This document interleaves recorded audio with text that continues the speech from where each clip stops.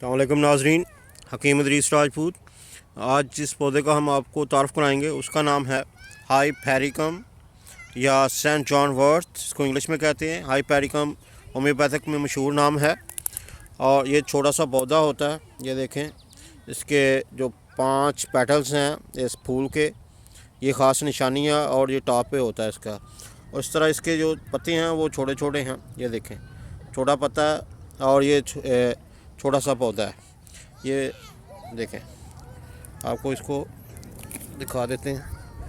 ये देखें, ये हमने निकाल लिया उसमें से और ये पौधा है।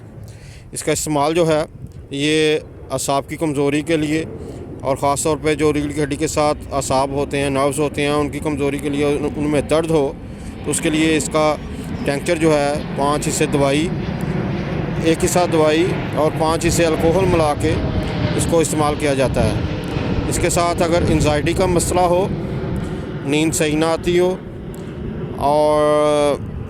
और असाबी कमज़ोरियाँ हों तो उसके लिए भी ये बेहतरीन दवाई है।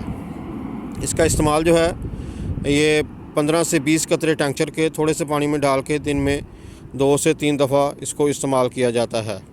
हाइपेरिकम बहुत ही अच्छी दवाई है, इस्तेमाल करें और ये दुआओं में याद रखें।